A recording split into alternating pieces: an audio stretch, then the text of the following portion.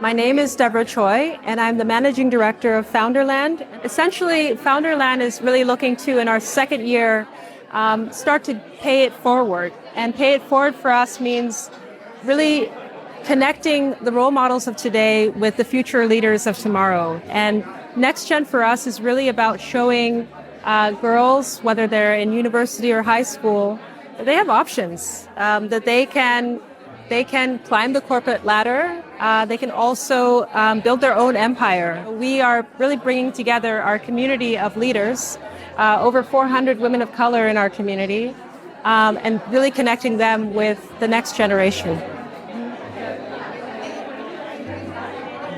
I wish I had more role models. In many ways, I was very lucky to stumble into entrepreneurship in a university context where there is all sorts of professors and clubs and resources, and there's not so much risk. It's a space to explore what might be my career path, right? And that was the space in which I became an entrepreneur. Now, fast forward some years, and I approach building slightly different.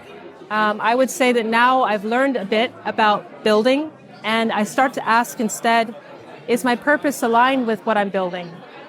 Not to say that I was building purposeless businesses before, but I do think that there is something around building something that aligns with your values as an individual that guarantees more longevity to the project, and also guarantees more authenticity to the world. And I do think that that's what I try to encourage new entrepreneurs to think about. Not just the numbers, not just the market size, but what is your bigger purpose? And how is this going to get you there and make that a purpose that is impacting as many people as possible positively? When I think about this question, I think about my grandmother. So I was born in Nigeria, and my family immigrated to the US when I was quite young.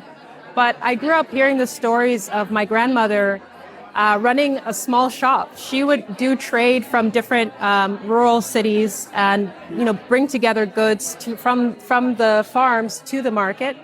And that was maybe unusual at the time, but it's one of the stories that I grew up understanding was normal because it was in my family. And if you were to ask my grandmother, and she's living today, and we've had some conversations about her life, she would say, I just got on with it. I just did what was needed to feed my children, to connect with my community, to have purpose. And I think that's, to extrapolate to broadly African women, that is at the heart of many women's desires or, kind of realities of becoming entrepreneurs across the continent. It's one of necessity. And I don't think that that's wrong. I think that the critical, if I can be critical about this, is it leaves very little room for simply pure opportunity.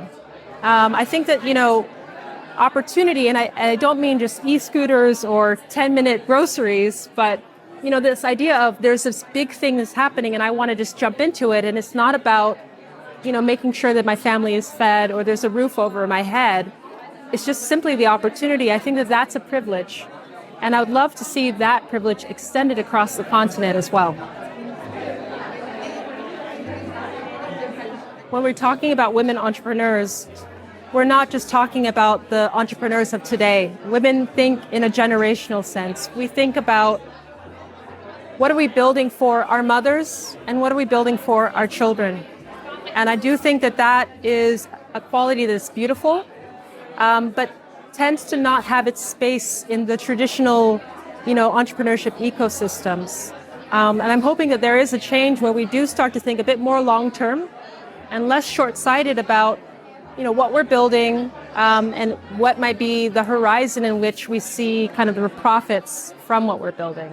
And I think that is going to be a change that will bring more women into this space of entrepreneurship because we do tend to think broadly, we do tend to think ahead, and that needs to be part of what is the fabric of the ecosystem.